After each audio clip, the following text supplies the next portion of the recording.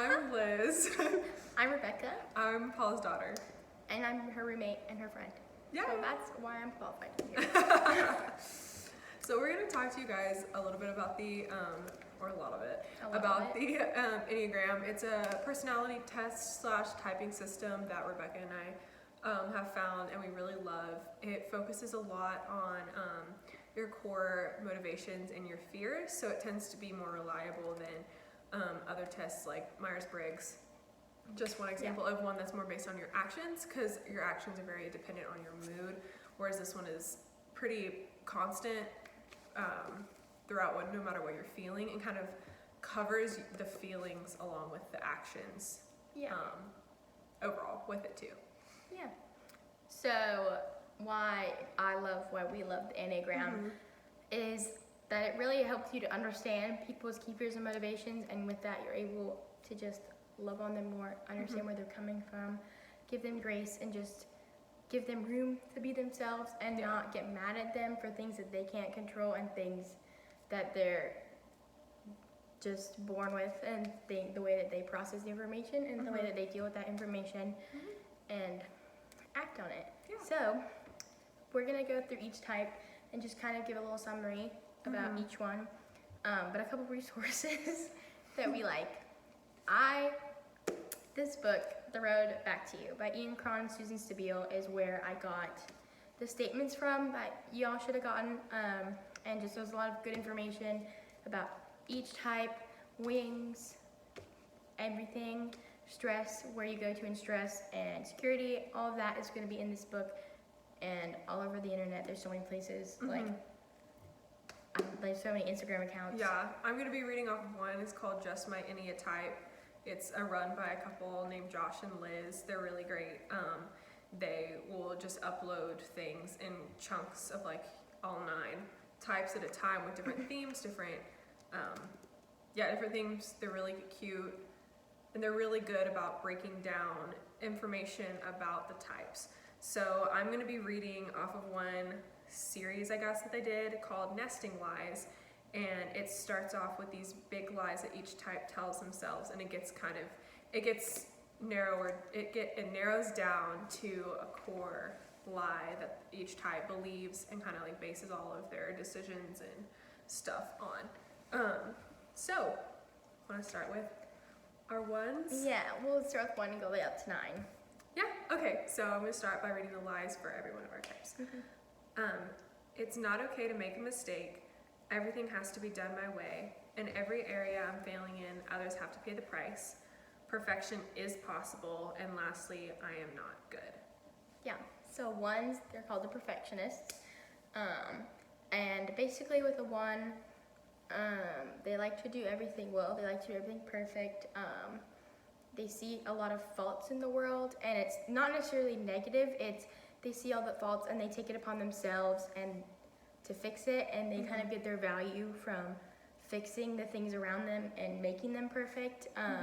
And one thing about ones that is 99% of ones have is something called the inner critic, and it's very strong. It's basically this nagging voice inside your head, kind of always telling you like, I'm not enough, why did you do that, like that was so dumb, you could have done better, things like that.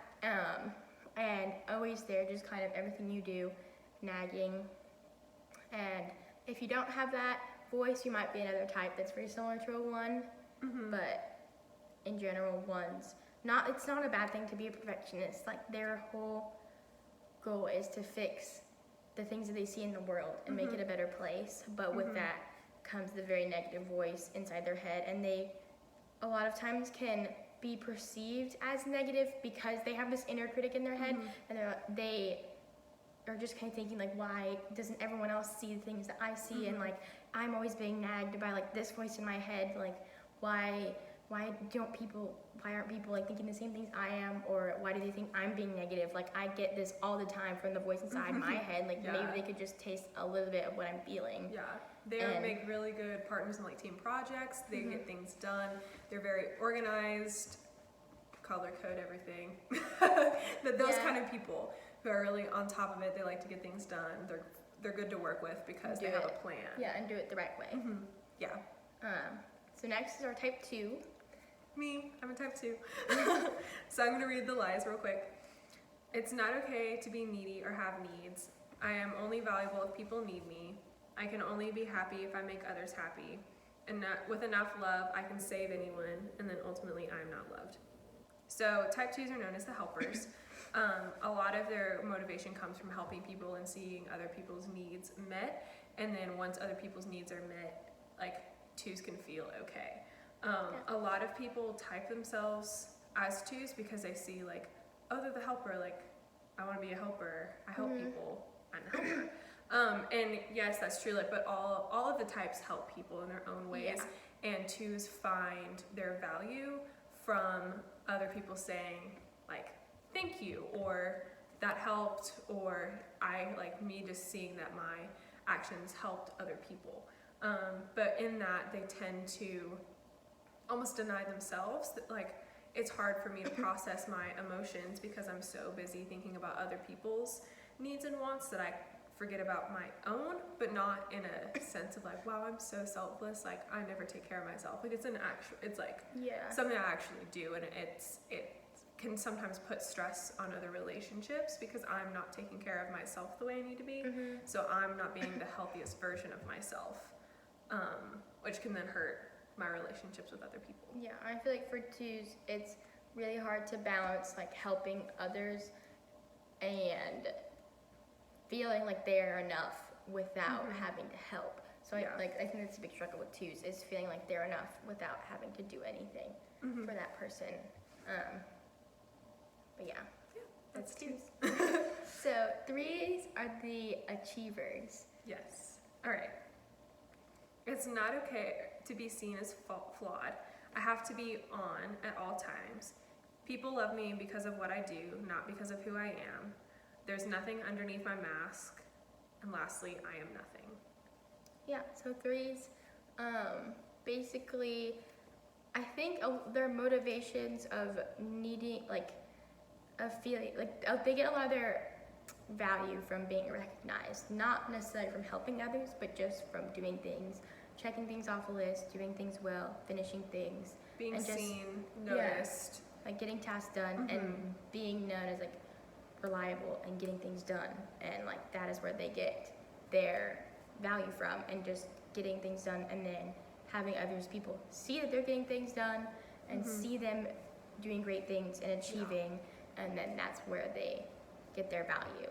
And so 3s are really great to work with in projects because they'll always get things done. They'll have a list, they'll have a vision, they'll be able to finish all the tasks on time and with plenty of time to spare, and are just really good at doing tasks. But they struggle sometimes with getting that personal connection with people and really seeing behind the task. So they can be like really great event planners and can work really well in high stress situations. But with that comes not necessarily being able to recognize the emotional needs of the people around them and just getting that personal connection and seeing the people behind the task. Yeah. And also they make really great performers, like you said, event planning. Like they like to be the center of attention. Like that's where they thrive because they want to be seen and they want to be noticed for the work that they get done. But that can also cause a lot of stress. If they don't, then they have to work harder, and they're like, am I enough? Am I valued? And that's where a lot of this so 3s and 1s can be very similar in getting things done and completing tasks, but where they differ is that the 1s have that inner critic and the 3s get their value from being seen by other people and feeling valued that they're completing tasks, and that what makes them useful and loved.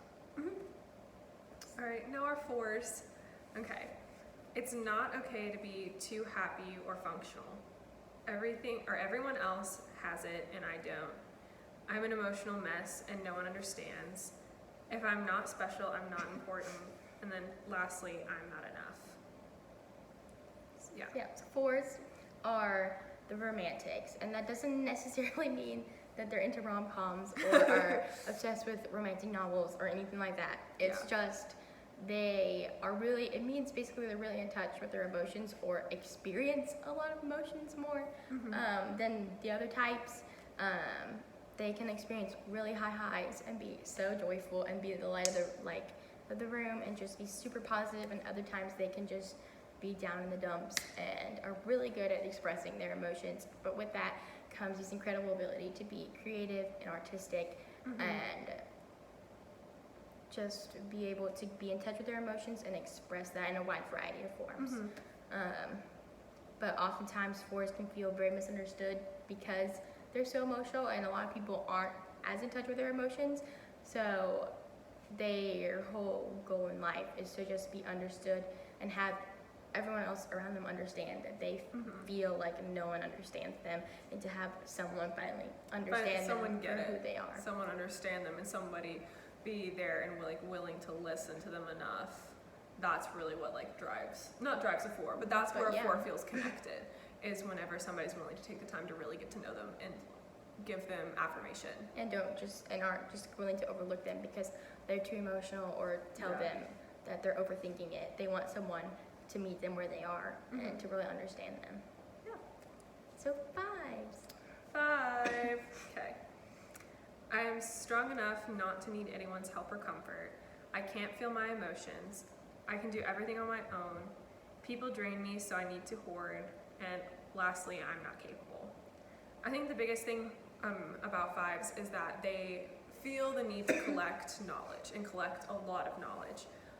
They almost use it basically as like a defense mechanism, is they feel like they have to know the most in the room. Like they have to be the smartest almost in the room, but they use it so that they know that no one else can, I don't know, like attack their intelligence, or just like, it's like a guard to like, in anything, like any conversation, they're prepared, anything, like it just helps to ease the tension in a room, I guess, and just makes them feel safe that they know the most. Exactly. They don't have to question anything because they know it, and they know that they themselves are okay because they know the most. It's a constant for them. But since they're knowledge seekers and they love to just learn and every day and all the time, they don't tend to be as expressive with their emotions. A lot of times it's very logical, the way that they think and what they do. Not that they don't have emotions, like they definitely experience emotions, but they're not as expressive as like a 4 might be, and are more, I just feel like 5s are just really calm and collected and are just really peaceful people. They're the friend who's like, how are you feeling? And then they're like, I'm good. And they really are good. They're good. Like they just they're good. Yeah. Or they're like, I'm stressed.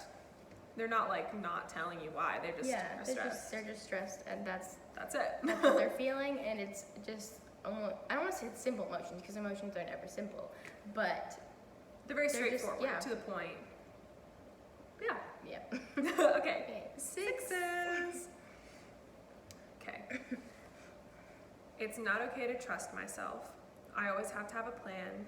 Endless fear controls me. I'm not going to be okay. And then lastly, I don't belong. Yeah. So 6 is the loyalist. We love 6s. We do. We know a lot of 6s. We love 6s. They're really great friends. They really are. And they're called the loyalist. They are going to be with you through thick and thin. They're very committed people. They really treasure really tight, intimate relationships, and very like intentional relationships.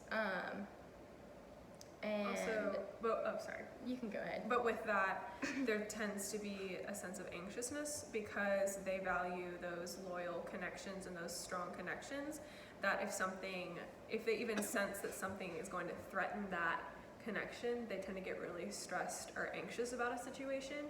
And they tend to put walls up really quickly because they know that they're loyal and they know their intentions so much that they don't trust people as easily. Yeah, and because like once that commitment has been broken, they just don't understand why other people aren't as committed or as loyal as them, and think that like everyone, it's not like a personal thing. It's not like, oh, I must have done something to like not earn a 6's trust. Like they just can be very defensive with everyone, and can be very wary about making new friends. But once you are their friend, they're going to be the most genuine and loyal friends you'll ever meet, and will do anything for you. And they're really great friends and just partners and people to be on your team because they will be loyal to you, to your project, be very passionate and all in. Yeah. Okay. Yeah. 7s.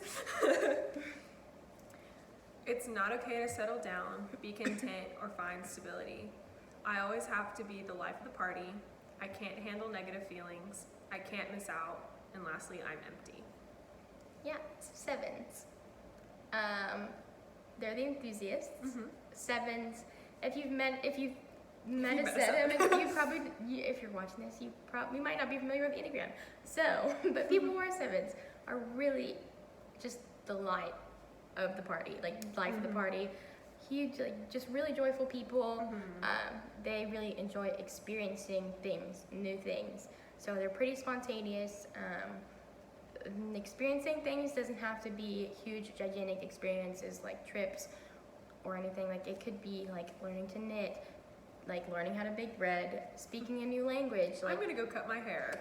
Anything, like even like getting a new outfit and just like getting that new experience of like wearing like a new sweater or like taking a walk and like feeling the wind, like taking a nap and just experiencing like peace within themselves, because the 7's biggest fear is pain, and that's not necessarily physical pain but more just uncomfortableness. So whenever that comes around, they tend to just automatically jump into something else and experience something new.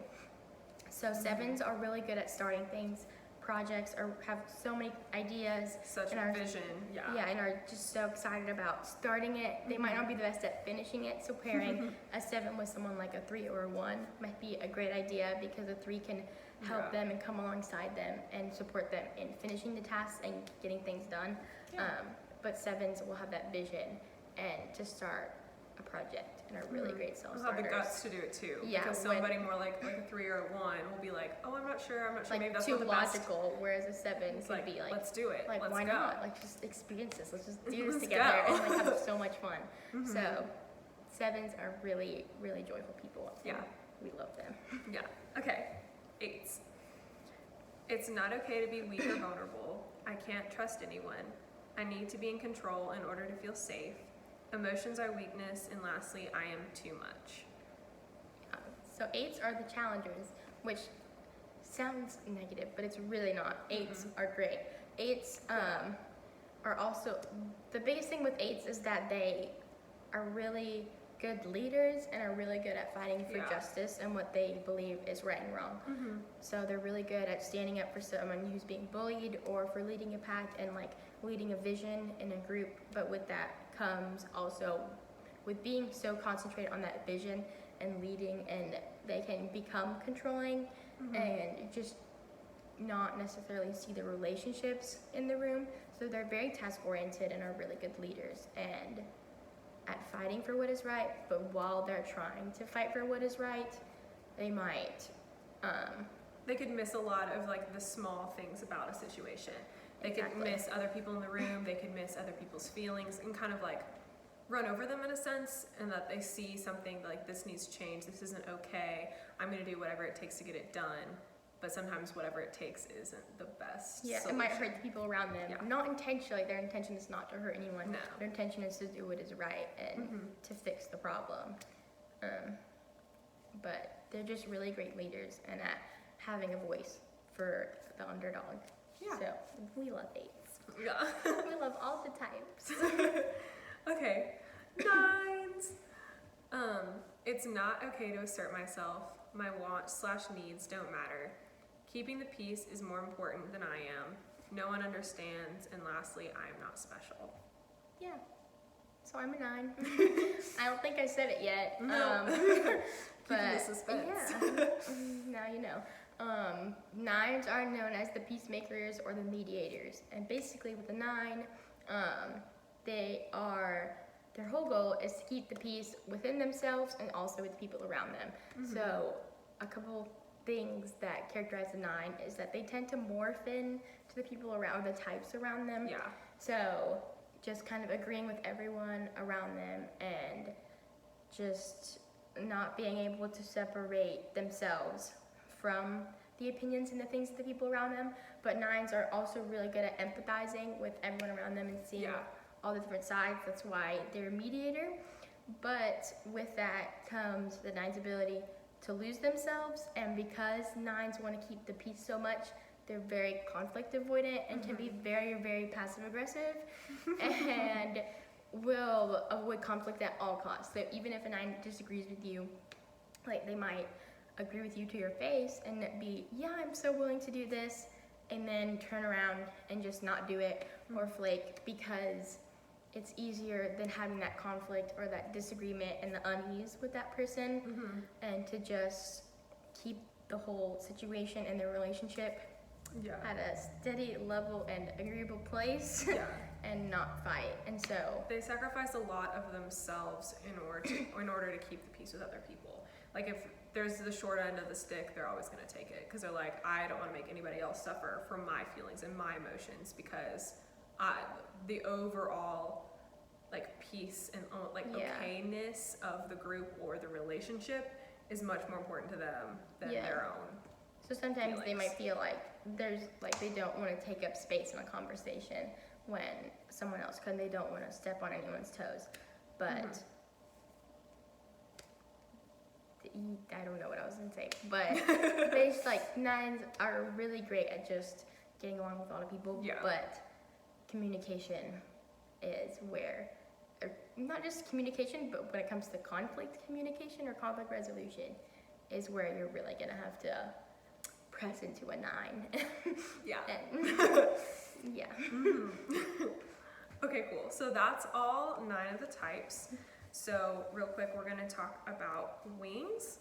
So those are really cool because something that Rebecca shared with me that she learned whenever she was going through this book with people in internship is that one of the great things about the Enneagram is that, so there's 9 types, right? But there are only a certain number of colors of the rainbow, but within one color there's so many different shades. So I can be a 2 and be totally different from somebody else who's a 2. And a lot of that comes from having a wing. So the way wings work is that, so as you can see in the diagram, that they're arranged in a circle. So like 1 all the way through to 9. And so your wings are the types that are next to you on either side. So I'm a 2, so my possible wings could be wing 1 or wing 3. Yeah, and as a 9, I could have a wing 8 or a wing 1. Yeah, and so I'll just share a little bit about my wing. So I'm a 2, wing 3. So that the need to feel loved and the need to be seen and valued kind of merge together to me, where I kind of meet in the middle between a 2 and a 3. Is sometimes I will perform in a sense in order to feel seen and feel valued, or other times I will help someone in a way that I know that they need me, but a lot of times I'll do it kind of publicly so that like other people will see me meeting the needs of other people in order to feel valued and feel loved. But when I was younger, I was more of the wing 1 side, so I felt a lot of like perfectionistic impulses where I was like, there's almost like a little voice in my head telling me like, why aren't you doing this right? Like, you are better than this. You should be better than this. Why aren't you getting things done? Why aren't your grades good? All of these little things. But then as I grew up throughout like high school and college, it started definitely to morph into more of like a people-pleasing version of needing to feel loved by other people in order to feel value. And for me, I don't have a wing. So you don't have to have a wing. I find myself somewhere in the middle between a perfectionist and the challenger. Like, I can be someone who seeks right and wrong and sees things more black and white, but also can sometimes have that inner critic in my head and that perfectionist tendency to have to do everything right and perfect. So I don't really consider myself to have a wing, and that might change because, like she said, you can, throughout your life, you can go from one wing to the other. You can't have a wing that's not next to you, but which is another thing we'll talk about in stress and security. You will go to other types. Another thing that you should be given is a diagram where it has that same like circle, then there's like a bunch of little arrows on it, and you're probably like, what is this? Why are there arrows? Why are they saying different things? I'm confused. I don't even know what type I am. That's okay. Hopefully this diagram helps. It helped both of us see and help us identify what type we really are. So me, example, I'm a 2.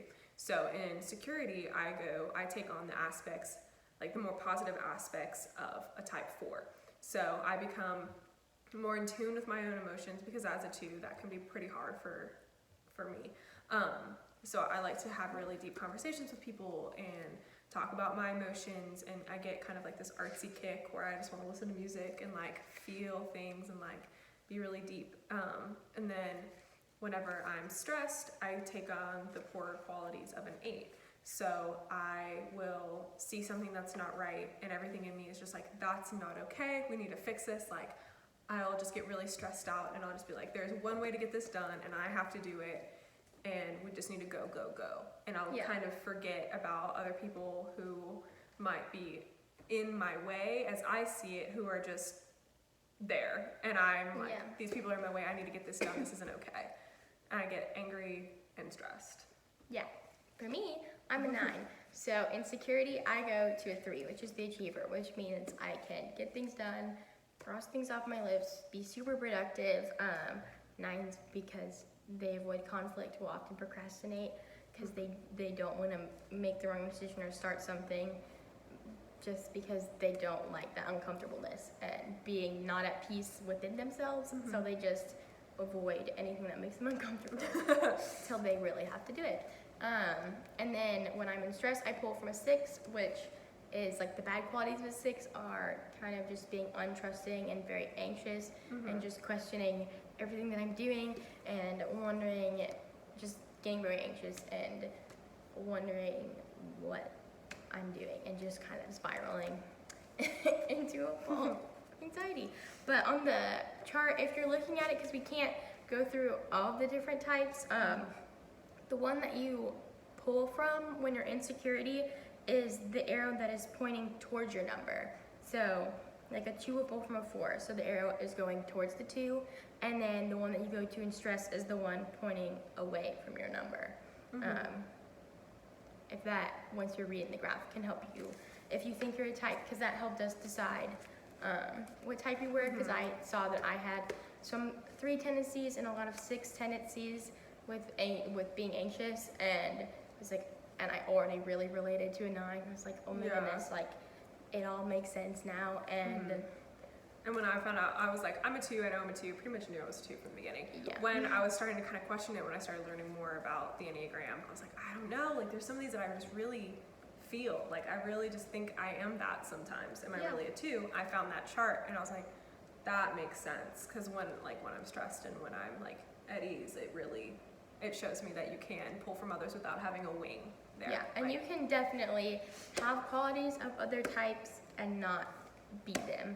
I would say the when you looked at the statements, the one that you crossed off or like checked the most of is probably your type. It doesn't have to be, but most likely it is, and only you can type yourself.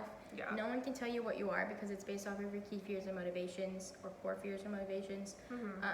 So no one can tell you what you're thinking or what you're feeling. They can see what you're doing, but Liz and I might do the same thing for different reasons, because she's a 2 and I'm a 9.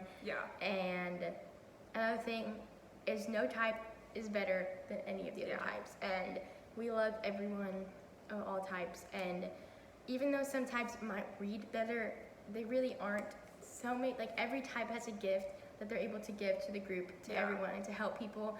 And everyone has weaknesses, and they can use other types' strengths to help build them up and show them what they can work on, and just how they can better love on the people around them.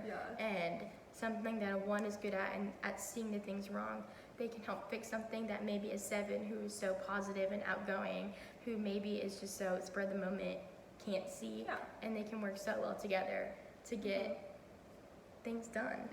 So we hope that this helped you understand yourself more, and ultimately can help you understand other people more, so that whenever you find out somebody's type, you can be like, oh my gosh, I know what they need. I know what they need to feel loved and feel valued, so that way you can use your strengths to empower other people and their strengths. So, hope you enjoyed. Bye.